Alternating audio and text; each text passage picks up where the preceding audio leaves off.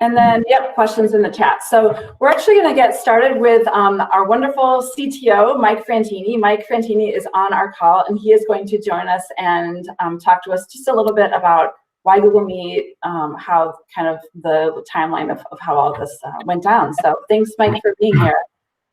Yeah, no, thank you for letting me drop in here. I appreciate that. I apologize. I'm not country western right now. I struggled to get up and get changed here. So I'm sorry about that, Alicia. I'll make it up to you here. But thank you, everybody, for dropping in. I'm looking right now, 108 people. That's just amazing. I heard I wasn't on the prior one. I heard there was over 200. We're just really excited that you guys are taking the time to to sit and learn this tool and really learn it inside and out on all of the features of its security, functionality. And we just really appreciate you guys taking the time to do this. These tools, as our team goes, rolling these tools out, and how it's been right now, is quite challenging. We're balancing a few things of hurrying up and getting these tools out because we know everybody wants them, but we're balancing legal, security, the whole 9 yards with it. So I also want to thank you guys for being patient with us on this. I know, we were back and forth. We had a legal battle and some different challenges with Zoom. And what we didn't want to do was put our students and you guys in a bad place and potentially end up on the news like some surrounding districts did. So, wish it would have gone a little faster, but we're happy it's out now. We're happy we have a safe solution in place. And I think you guys will find this will hopefully meet all your needs and you'll be able to start seeing those student faces again. Next thing is parent communication. I just wanted to touch on that really quick. I'm working with Dr. Connolly and our legal team right now. We're finalizing the language of the parent communication. We're hoping that's going to go out this afternoon, barring a pending final attorney approval. So, our parents are going to know about this soon, but we didn't want to delay rolling this out another day. This is a tool that we have decided as a district to use to engage with our students. So it's not going to be a parent opt out or opt in. It's just something the district we are using, and we really are going to promote and really push our parents to this is a great cool thing. Your children are going to get to engage and collaborate with each other. So hopefully we don't run into any issues with that, but it won't be an opt out or an opt in. So just a heads up on that. I'm going to jump out here pretty quick, actually, to jump back in. And also, I have a 4-year-old. If you can't see, I have a couple barricades back here. I have a 4-year-old that's probably going to jump in here in a second. So I'm going to be short here.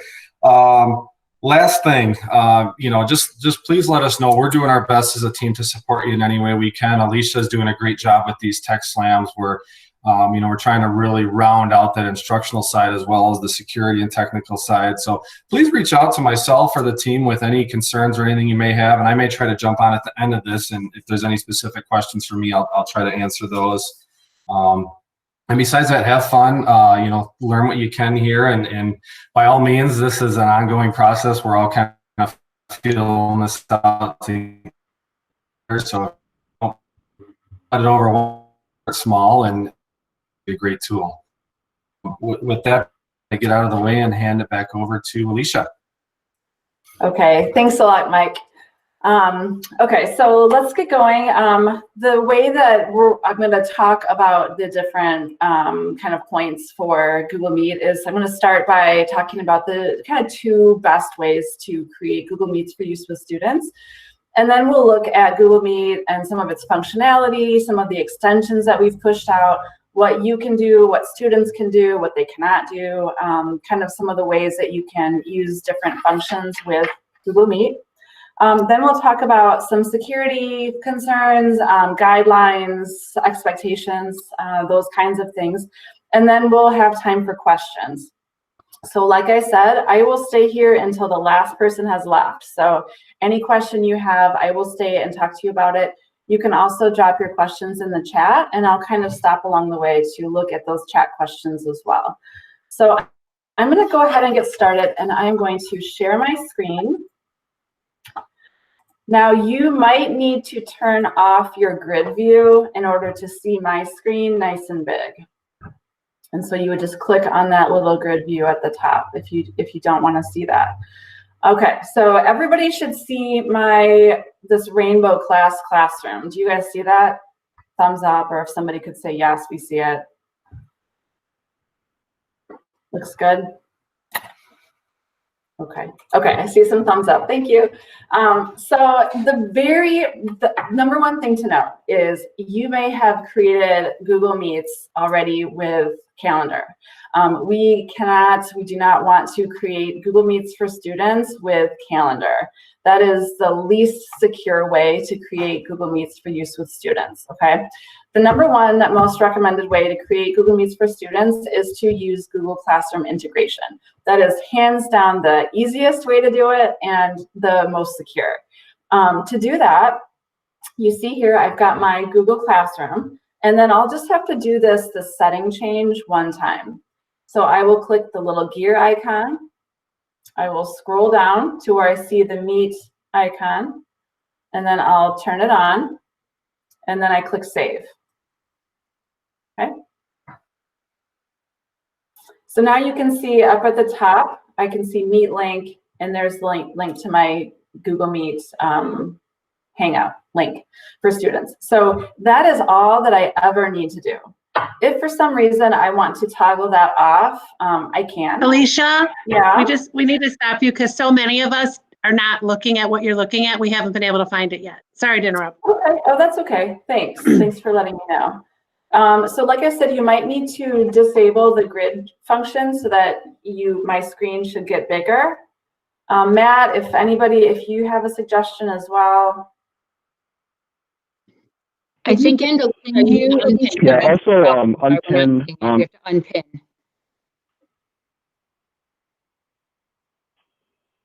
So unpin, that's the suggestion, is just to unpin me? Yes, unpin. Unpin your screen, yeah. Mm-hmm. Yeah, Okay. if you unpin, I'm still on here. If you unpin and disable grid view, you should be able to see her screen. Thank you guys, and thank you for letting me know, because I do want to make sure everybody can see what I'm doing. Okay, so I'm going to continue here. So again, if I for some reason don't want this link to appear at the top, I can go back in and I can toggle it off. But you really don't need to do that, because with Google Classroom, with this link, students are not able to actually join the Meet until you yourself, the teacher, are present.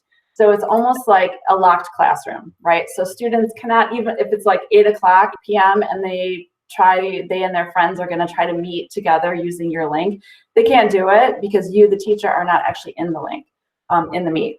And then same with, it's important to be the last person in your Google Meet, so that once all the students have left, then you leave, the students cannot rejoin. Okay. It's also important to note that every single time you and your students want to join this Google Meet together, they have to come to the Google Classroom and they have to click this link. So every single time you click on the link, it'll open up a new tab, and it basically creates a new URL, like a different distinct URL. And so a student might try to bookmark that URL to kind of sneak back into later. It won't work, because you're not in there anymore and they can't rejoin it. So, and then the next time they do want to join it, they can't go back to that URL because it's a different one for this time. So they always have to come back to the Google Classroom and click the Meet link. Okay, so that is, again, the number one easiest way to use Google Meet with your classroom. A couple of questions we had earlier today was, can I copy this link and share it to my students in Seesaw, or paste it into a slideshow or like a chart or something? Yes. So you can have your Google Classroom have it generate this link, and then you can paste that link and share it however you want, but you have to use this specific link. Also, currently, any student in the district that has this link can technically join it automatically. Soon, supposedly, Google is going to make it so that only students that are members of the classroom get to join automatically. Otherwise, students that are trying to join will have to be manually admitted by the teacher. But currently, it's our understanding that any student with this link could technically join it as long as they're in our domain, okay? So that is, Does that Alicia? work for, Yeah. Sorry, I had a question. Does that work if you are, Alicia, I was in the best, go ahead. I was in the classroom this Colleen, morning. you wanna go ahead? And we tested it to see if it worked, because I don't have Google Classroom set up for my students. I just do everything through Seesaw. And so we set up a classroom just with the intent to have a link. And we tried to do that. And we sent it to my intern, who we sent to a non-district email, and then we sent it to her district email, and she was unable to join. So I don't know if we did something wrong or if it doesn't work. So yeah, I did see your email, and after seeing your email, Colleen, we did in the info services department test it, and also we've had other reports of teachers where it did work. So we do believe that currently you are able to join it without being manually admitted, as long as you have an external email address. But I can talk to you more specifically about why that might not have worked for you. But at the moment, we do believe that is still the case, just from some of our testing. So yeah. Okay, thank you. I Okay. have a Was question. there another question? Mhm. Is there a way to create this link to not be accessible to all students, but you and a student or you and a small group of students want to meet? Well, you would just share, you would share that link and that time with just the students you want to be in at that time. So if that makes sense. So students can only join if you're already in there, and if they know what time to go in there, then you will be able to join just with those students. But then if other students want to meet, you want to meet with them later, then you would just tell them a later time and they can join. Alicia, I did that today. I actually just wanted to try it out because I felt like trying it out today. So I made a video this morning to tell my classes how to click on the Meet link in Google Classroom. I posted it in all 3 of my blocks, and I told my one block 9:15, my other block 10:15, and my last block 11:15. And they all joined at the right time, and it was perfect. And they loved it. They saw each other. They said hi. It was lovely. I had 8 kids in my first class, which is only a class of 22. I had 13 in my second and about 15 in my third. So they absolutely loved it. They just love seeing each other. We didn't do That's anything. so We just great. had- Thank you, Dana. I thought you were going to like some kind of like really nightmare story, so I was No, really it nervous. was- but no, I'm it was really glad. Good. Okay. Thank you. Dana, did you have to leave it open the entire time? So I did you just just left it leave it open open and I and stay stayed there? and kids the jumped entire time? in. I started it exactly on time, and then if they left, they left. But at the end, I just told them how to log out and that we would do it again if they like it, and they all said yes. So I just stayed out. I stayed in until they logged out, and then I closed it.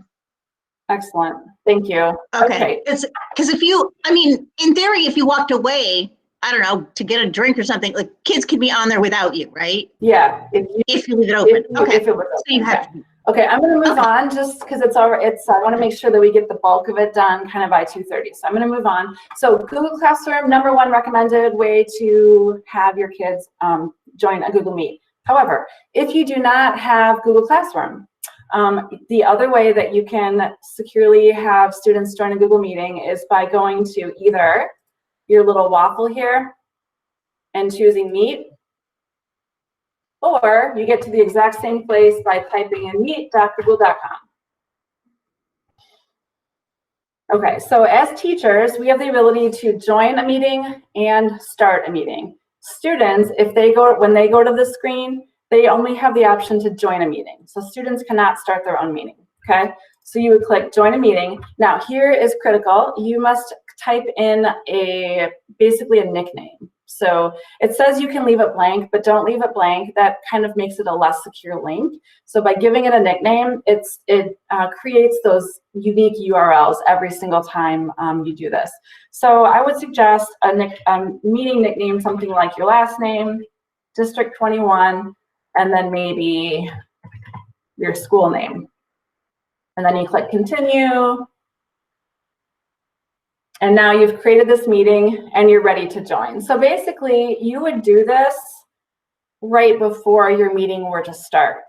And then you would tell your students, here is the nickname for our meeting today at 1 o'clock or whatever.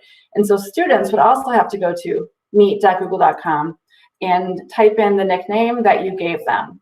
So the thing to note is that every single time you want to create one of these meetings, you have to go to meet.google.com, click start a meeting, and then you have to type in your nickname again. You can use the same nickname every single time, but because it creates like a different classroom, basically like a different Meet URL, you have to do it every single time. So if I'm going to meet with my students at 1 o'clock every day this week before 1 o'clock, I have to go in, create a new meeting, give it a nickname, and then be in it. And then my students every single time have to go to meet.google.com, type in my nickname, and then they can join. So you can see it's several more steps than Google Classroom, but it's definitely something that you can do if you need to do. Alicia, can I say one thing to that? Sure. I'll be real quick. I'm sorry. I actually you can actually make a copy once you get in, and I copied it to Google Classroom if you wanted it to create a new link each time.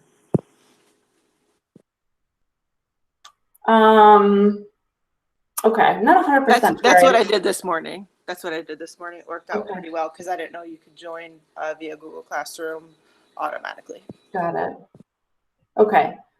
So basically doing a nickname to me does create that locked classroom environment again. So once you're the last person in the Meet, then you can leave and students will not be able to rejoin. Somebody asked this morning, what if you yourself get kicked off like because of internet and you have to rejoin? You can still rejoin that, but it seems like you lose your ability to remove students manually. And to mute students, I think we determined. And then also people asked, how do you remove a student? So most students, when you're like, okay, everybody, bye, time to leave, they'll just hang up or they'll close the window. But you might have a few students who are just kind of lingering and you need to actually remove them. The way you would do that is up at the top where you see the grid, you see the little person icon, and then you see the chat. You see the person icon. You click on the person icon and then you'll see the list of all of the people in your Meet. And then you'll see a little drop down next to their name. So I'm looking at Allie right now. I can drop down next to her name. I can pin her. I can, if she was a student, I would be able to mute her. And then I can also remove her with like a little circle with a little line through it. So students cannot remove each other and students cannot remove you, which is good, but you can remove all students. Okay, so that's the other way to create a Google Meet that is safe for students. Pinning and unpinning, I just saw that question. That basically puts the person you pinned kind of in the front and center of your Meet. So maybe as students would do that to you to make sure you're always pinned, but that's kind of what that does. So we're going to jump in right now and look at some of the extensions that have been pushed out to you guys and to students. So the first one is pretty obvious. It's right here, pushed out to students and to you. I think I'm going to stop presenting for a minute here. In the upper left corner, you should see a white bar, and this is called the nod extension. So here is where you can click the thumbs up. If you hover over the thumbs up, there will be different responses, like different emojis.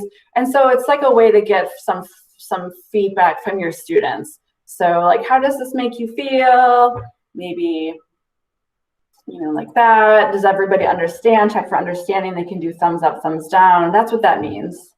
Also, there's the raise hand feature. So if somebody had a question, you could click that and then you would see that somebody raised their hand. So this is where it's important to establish some norms in the beginning, like when you first start using this with your students, to say, don't just jump in, please raise your hand. And then you as a teacher need to remember to look and acknowledge that, like, which I'm doing a bad job of because I'm really distracted with this whole presentation. But anyway, so if I was like actually a teacher, I would need to make sure that I was responding to the raised hands. So that's how that works. I am not showing my screen right now. I turned off screencast. or I turned off screen share. So that's the Nod extension. Also, grid view has been pushed out to everybody, staff and students. So that's how you can see all the tiles at once. The other thing, if you hover over grid view, you'll see a little drop-down menu with some different things like only show participants with video, highlight speakers, things like that. The one thing at the bottom is enable screen capture mode. So enable screen capture mode is basically so that you can take a screenshot of everybody in the meet and post it publicly. You can Alicia, can I say something super quick? And I don't know if you Sure. saw the Hangout, but the one caveat on that we realized is, for example, if you turn on screen capture mode right now and Jackie doesn't have her video on, it's going to take off everybody's names who have a video on, but it's going to leave Jackie Flores' name on because she doesn't have her video on.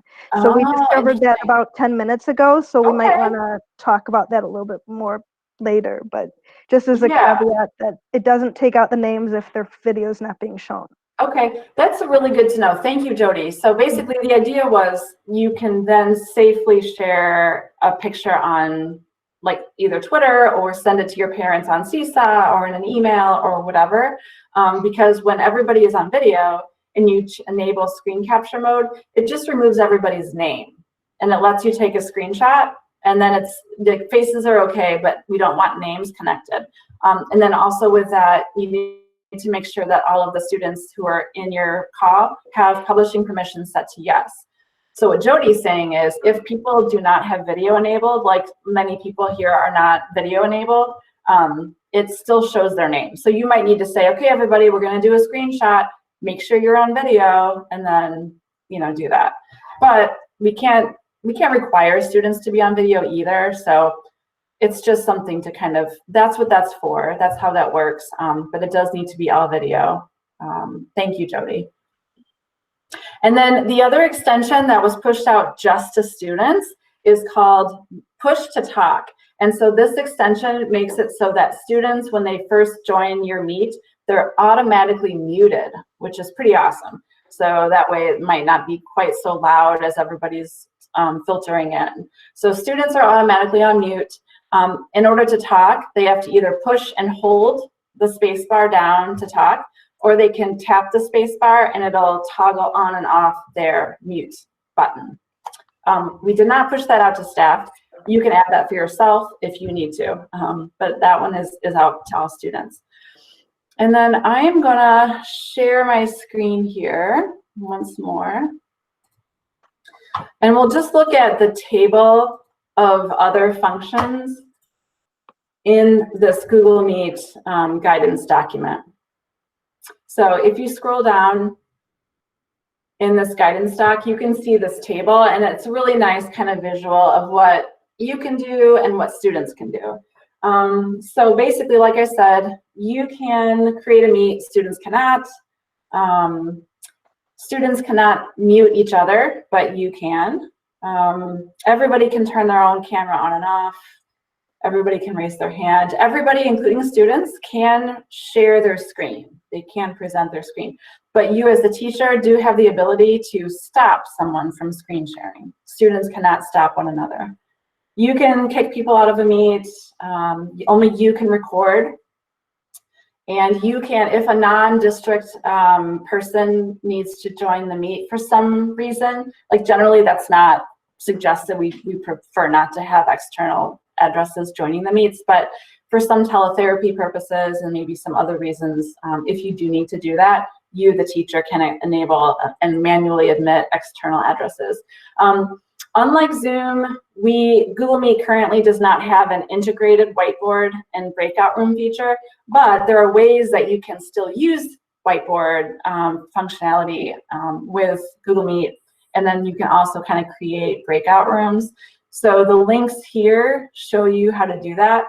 On Tuesday, we're also going to do another joint middle school elementary tech slam looking at 2 whiteboarding tools that you can use with Meet, and that's Google Jamboard, which is pretty awesome, and also Chrome Canvas, which is also really cool. So we'll do one about whiteboarding next Tuesday.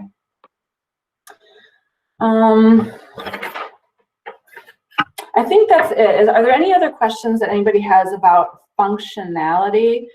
I will mention, if you hover at the bottom of your screen where you see the microphone, the hang up button, the video, over on the right, it says turn on captions. I have not tried this, but it looks like there's closed captioning. So I just clicked it. I don't really know what is going to happen. I don't really know what you'll see. So I have turned on captions right now. Somebody says it works great. Oh, good. Oh, yeah. How about that? Alicia, I had a question. Yeah. Really quick. If you're trying to do, can you do more than one set of class kids at a time with that meet.google.com thing? So like if I said all third grade students meet me here at 1 o'clock and just give them that nickname. Yeah. Has someone ever done that with more than like 20 kids or whatever? Yeah, Something no, like it can be big. So Dara, you should Okay. be fine. Mm-hmm. I was just curious. Yeah. Okay. Also, if you, next to that, the captions, it says presenting or present your screen. That's how you and the students would present. So you just click the present button, and then you'll be able to, you have to say if you want to share your whole screen or just a certain window, and then you can present from there. And then there's these 3 dots next to that. And if you click the 3 dots, that's where you can start recording. You can turn off captions. You can change the layout. And that is what that looks like. So the last kind of chunk that I wanted to address are just some of the security considerations and guidelines for security and privacy. So like we said, a teacher always has to be in the room, but that's easy to do when you're using the classroom integration or the meet.google.com with a nickname, because students are not able to join until you, the teacher, are in the meet. Let's see. Recording the meets is optional. So different districts are approaching this in different ways, but we have kind of the guidance is you can record if you want to, but you do not have to. So reasons why you might want to record would be if you're doing some kind of teaching or some kind of something that you think students who are not able to join would like to watch, or that even students that were in the meet would want to refer back to, you could then record it, and then you will get in an email a few minutes later the video, and you can then post that video to your Google Classroom or share it with your students in another way. Possibly also if you're in like a one-on-one meeting with a student, maybe you'd want to record that just to kind of protect yourself or create kind of a safe space. So it's all kind of up to you and what you think is the most reasonable or what you want to do for that specific meet, but you do not have to record. Also, the nice thing about the recording is that in addition to getting an email with the video file of the chat, you also get an attachment of the text file of the chat. So you get the video of the Hangout, but then you get the text file of the chat. So if you're like talking away and your students are having this whole conversation in the chat, you'll get a text file of that entire thing. So that's pretty nice. So again, screenshots on social media are okay as long as you can't see anybody's name. And that all the kids that are in the screenshot have publishing permission set to yes.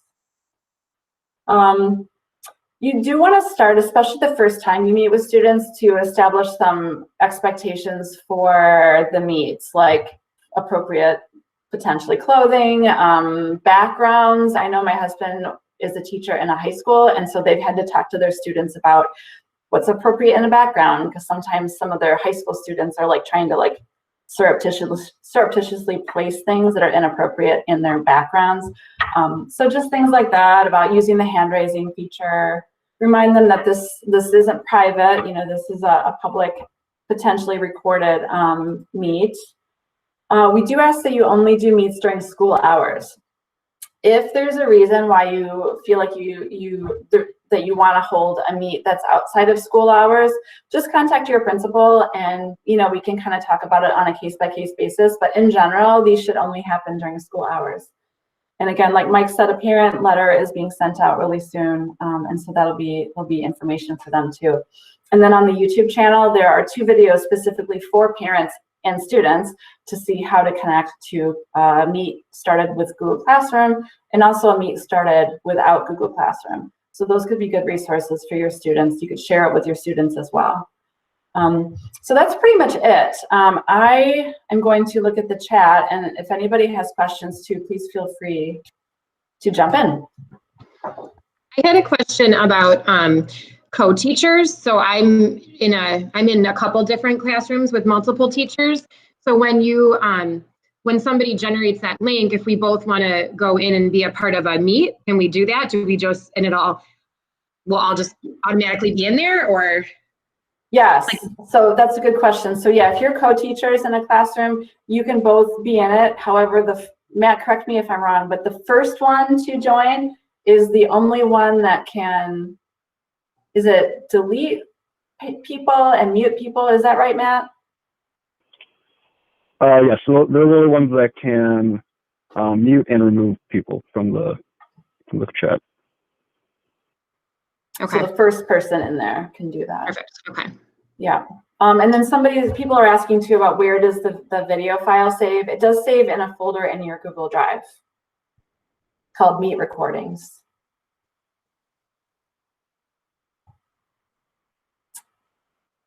Do we need to create a nickname when we join from Classroom? No. With Classroom, it's all you have to do is just click on that link in the Google Classroom once you're ready, and you're good to go. So you only need to create those nicknames if you're going to meet.google.com.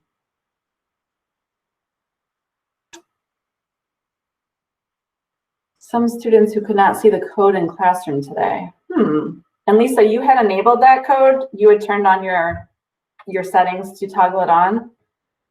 I don't know why students wouldn't be able to see it.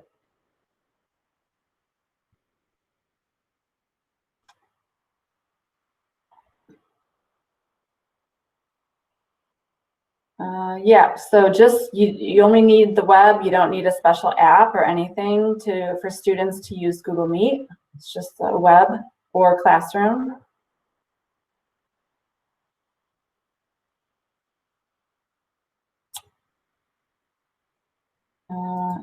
Another thing that came up earlier is if you have students who have really slow internet, or for some reason the internet is not working but they still want to join, they can technically call on the phone. And so every Meet has a phone number attached to it along with like a PIN to join. And so that information you will have to give to the student. And so to get that information, you will see down at the bottom of your screen, whoops, let me close that. Next to the name Video Conferencing TechSlam, there will be a little arrow. If you click the arrow, this is again on the bottom left side of your screen, the details for your Meet will pop up. And in those details will be a dial-in phone number. So students would need to dial that phone number and enter that PIN to join.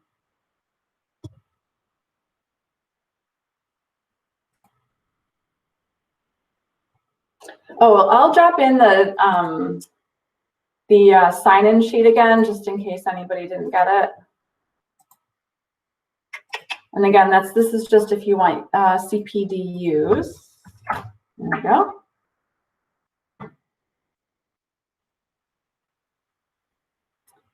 Any other questions or comments? Alicia? Yeah. I have a question. I am at 2 different schools, but I have all of my kids in one Google Classroom. Mm-hmm. Do I need to set up 2 different links, or just the same link but tell them different times to meet me? Yes, that is correct. Okay, thank you. Okay, you're welcome. There's no, like in Zoom, you could request to take over somebody's screen, but we won't have that availability with this, right? Sort of. Not with, well, Matt, do you have anything to add to that? There's that video that you posted on the help desk, or at the help on that guidance document. Mm-hmm. And yes. we pushed out the extension to students, so then if you follow those instructions, you should be able to control their screen through Chrome Remote Desktop. Right here, Matt, this Google Meet, how to give remote control. Ah. Yeah, we might want to have like a whole new tech slam for that though. That's a whole different topic though. Yeah, that's true. So yes, it is possible. I have a couple of kids that I wanted to use Read Naturally with, and there's just some points where they have to have a teacher, like in a school, you'd walk over when they put their hand up to put a code in. And so I thought maybe being able to do it virtually by taking over their screen to put the code in meant we could move forward with the program. So yeah, I've been waiting for this. So. Oh, good. Well, this video I think also shows how you can actually let students take over your screen if you have like something that you want them to move the feeling from one side to the other, or you need them to type something in, they could actually take over your screen too. So it's pretty interesting. I've never done it myself, but yeah, like Matt said, maybe we'll do a tech slam on it at some point.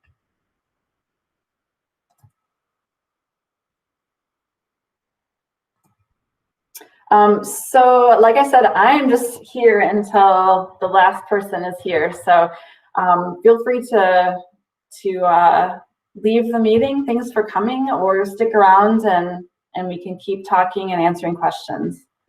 Alicia, can you just remind me, where is that green button that gives you the meeting outside of the Google Classroom again? Yeah, if you go to any of your G Suite, like Gmail, Calendar, Drive, or just open a new tab, it's right here, and then you can just click there. Okay, thanks. Yep, and students can click there too, or you can just type in meet.google.com. So is that will their click to type in the nickname too? Yeah, so students, when they go there, they'll see this exact same thing, except theirs will say something like, you cannot start a meeting, but you can join a meeting. And so they will then click to join, and then they will just type in your code, and they will be in. As long as you're already in there and it's at the correct time, they will be able to join your meeting. So that's why you can use the same nickname over and over again, even for different groups of students, as long as everybody is in it at a different time, you're good to go. Thank you. Yeah, how do you present your screen again? If you hover over the bottom of your Google Meet screen, you'll see like a white kind of a bar pop up, and then over at the right, there'll be a little option to present. So you just click like present or present your screen, and then you'll be able to choose if you want to present your whole screen or just a window. Alicia, can you clarify on the middle school end, if I have 3 different Google Classrooms, but my kids don't necessarily come during that hour when they're supposed to, do I have to toggle between 3 Google Meets, or how do I like have an office hours where any of them can come in whenever they happen to be looking at math stuff? So yeah, that's going to be kind of your call. So yes, you could be joined into 3 different meets, especially if you have multiple devices. That could get tricky with like echoing and stuff like that. Or you might just give them one, or you could even create a brand new classroom that's literally just office hours classroom, and then share the Meet link with all of them. They don't even have to have enrolled. They just have to use that link. So that could be one way to do it. Currently, any kid in the district can just click that and join. I think in the future, Google is making it so the only people who can automatically join a link like that are students enrolled in the class, and then you'll have to manually admit them after that. But yeah, that's probably what I would do. Do you think that would work? Yeah, I don't know I didn't know what my options were. Because I understand I can link it to the Google Classroom, but there are times when I've got kids who are popping in a half an hour early, and they wouldn't be going into my A block class. Yeah. So I just didn't know what my choices were. Yeah, that's probably, if you don't care if students are popping in from different blocks, then that's probably what I would do, is just create a classroom that's just office hours and then use that link. Okay, thank you. Hello? Hello? Hi. Can I ask you some question? Yes. Yes. My name is Julia. Since it's the first time and I have a kindergarten force split, Russian bilingual, my question is, for example, I ask question and unmute student one after each other? Like everybody asks something or answer of my question, but one at a time. Yes, so so all students will be automatically muted, which is great when they join because of that extension. And then you might say, okay, Julia, I'm calling on you now. And then either Julia herself can unmute by pressing the space bar, or you, the teacher, can actually click to unmute her. Thank you. Yes, so Yes, I you're can do that since they're little and I say, okay, Masha, it's your turn now. I give you a chance to speak. Say me like rhyming words. After that, I mute you and unmute somebody else, right? Yep, so you would go up at the top. There's that white bar that has the grid and it has the people icon and it has the chat. If you click on the people icon, a list of all the people in your meet will be there. And so if it's, Julia's turn, you'll just go down to her, click the little drop down arrow, and then you'll be able to unmute her and then remute her. Okay? Yeah, I got it. Thank you. You're welcome. I want to ask a clarifying question, Alicia. Sure. When we are creating the Meet, not through Google Classroom, so I'm a therapist, I'm meeting with 3 kids from 3 different classes, I would have to ahead of time send them the code or the nickname and the time, correct? Correct. Yes. But right when that time comes is when I would do what to actually like open up the Meet. Well, you would go, basically you would have to create it right before each of those meetings. So like if you have a meeting at 1, I would probably go in at 12:45 or 12:50 or something, and then click to start a meeting, give it that nickname that you told the student, and then just join it right then and there. And then you would have to do the same at 2 o'clock and then do the same at 3 o'clock. You would have to go here, you'd have to click start a meeting, type in that, even if it's the exact same nickname, you have to kind of create each of those individual sessions. And the kids who, let's say I am using the same nickname, the kids who got the message to join me at 1 o'clock have the same nickname as the kids who got the message to join me at 2 o'clock. If the 2 o'clock kid decides to try early, would they automatically end up in the earlier Meet? Yes, so that if you want to have different nicknames, you could do that too. Okay. So if you want to make sure that doesn't happen, because yes, that could happen. If you want to make sure that doesn't happen, you could just name them different things. Okay, thank you. Alicia, I had a question. For special ed teachers, like I work with 5th grade at Field and I have access to 3 5th grade classrooms. Would my best bet just be use that Meet green icon to start a meeting since they're all kind of scattered around to start like these meetings?